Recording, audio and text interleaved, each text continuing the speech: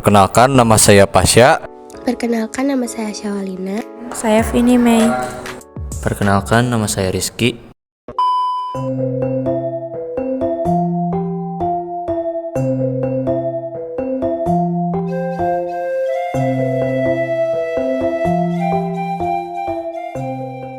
Jadi sekarang kita ada di Malioboro, Yogyakarta. Dan kita sekarang mau wawancara ke Bapak. Namanya siapa, Pak? Pak Mujiono. Bapak Budiono. Bapaknya asli Jogja. Saya asli Jogja sini. Jogja. Ya. Jatilan sama ketoprak wayang. Ketoprak wayang. Iya. Ketoprak wayang itu yang kayak gimana, Pak? Ketoprak kayak wayang kulit itu. Ya, Kalau jadi pertunjukan. Kalau ketoprak sejarah zaman dulu. Sejarah zaman dulu. Iya, menceritakan zaman dulu. Ya. Jadi udah dari dulu juga itu sejarah Iya, Jogja. udah dari nenek moyang kita Nenek dulu. moyang. Iya.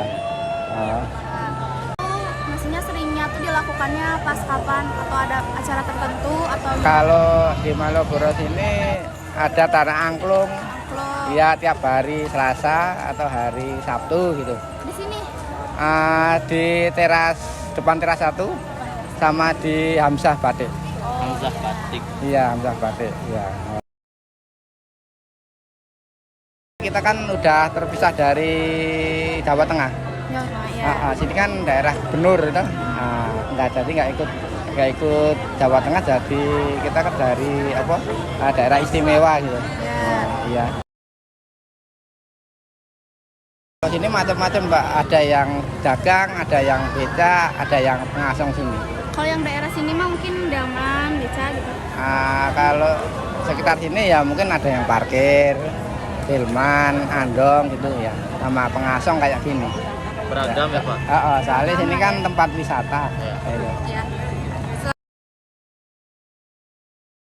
Kanan gudeg, Mbak. Gudeg. Iya, kalau buat oleh-oleh kita bisa bakpia. Ya. Jadi mungkin orang-orang yang kesini tuh pasti gudeg lah ya. Gudeg, terutama gudeg yang kedua kalinya bakpia. Pasti buat oleh-oleh. Iya, buat oleh-oleh. Ya. Kalau gudeg yang menurut Bapak inilah recommended Terkenal di di Jogja. Jogja di mana? Kalau di Jogja terkenal gudegnya di daerah Mijilan, Mbak. Jadi timur utara, alun-alun utara. Itu namanya Iya. apa, Pak? Itu kan macam-macam di sana. Macam-macam. Ada gudeg Yudum, ada gudeg kan macam-macam di sana kan terkenal gudeg semua ya. Yang paling rasanya enak di sana. Oh, di sana. Iya. Jadi paling ya recommend di sana aja gitu. Iya. Orang Jawa dikira punya sopan santun tinggi. Orang Jawa juga sering dianggap memiliki sopan santun setinggi langit. Komentar-komentar seperti pada umumnya disebabkan karena anggapan bahwa semua orang Jawa adalah orang Mataraman. Padahal Jawa itu bermacam-macam, tidak semua memiliki gaya bicara yang halus. Ada juga orang Jawa yang memiliki bicara-bicara dengan ceplos-ceplos. Begitupun dengan orang Jogja, tidak selembut yang orang kira. Semua orang Jawa itu berprofesi pedagang, tetapi kenyataannya tidak selalu benar. Keahlian dan profesi orang Jawa sangatlah beragam. Semua makanan di Jawa manis. Stereotip ini tidak sepenuhnya benar. Memang banyak makanan Jawa yang manis seperti gudeg dan bakpia. Namun Jawa juga memiliki banyak hidangan gurih dan pedas seperti nasi goreng dan sate. Pada saat kami sedang di Bromo, kami bertemu dengan suku Tengger. Katanya, suku Tengger itu malas dan tidak mau bekerja.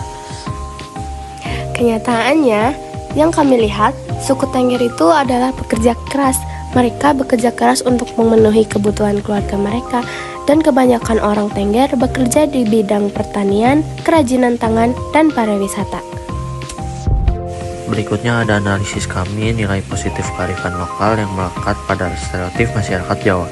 Yang pertama, ramah dan sopan. Masyarakat Jawa dikenal dengan keramahannya dan kesopanannya. Hal ini terlihat dari penggunaan bahasa yang halus dan penuh hormat. Yang kedua, menghargai tradisi. Masyarakat Jawa memiliki tradisi yang kaya dan beragam.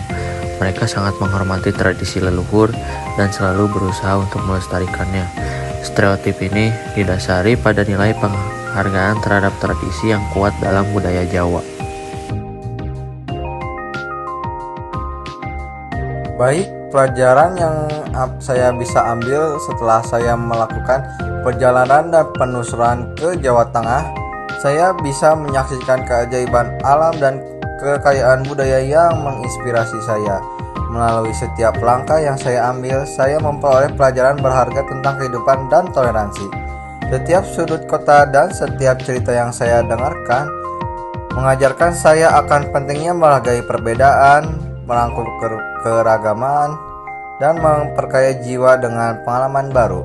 Saya belajar bahwa keberanian untuk memulai perjalanan, ketekunan dalam mengatasi rintangan, dan kebijaksanaan dalam menerima pelajaran adalah kunci untuk pertumbuhan pribadi yang berkelanjutan. Dengan hati terbuka dan pikiran yang penuh rasa ingin tahu, saya merangkul setiap momen sebagai kesempatan untuk saya belajar, tumbuh, dan berbagi dengan dunia di sekitar saya.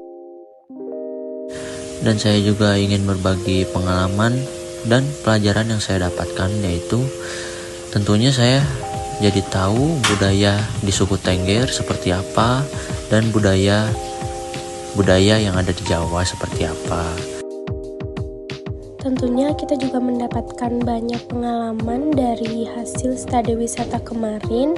Kita juga jadi mengetahui tentang hal-hal yang asalnya kita nggak tahu. Jadi kita tahu karena kita pergi ke tempat itu. Contohnya juga pas kita pergi ke Jatim Park 2, itu kita melihat hewan-hewan yang sebelumnya pun kita belum pernah lihat, dan kita jadi tahu sejarahnya.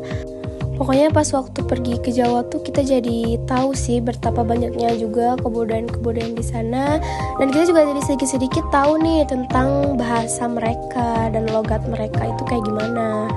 Pokoknya pengalaman kemarin pas pergi studi wisata tuh bener-bener yang kayak pengalaman banget buat kita, karena kita juga jadi banyak tentunya belajar banyak hal di sana, dan melakukan hal-hal yang sebelumnya kita belum pernah lakuin gitu.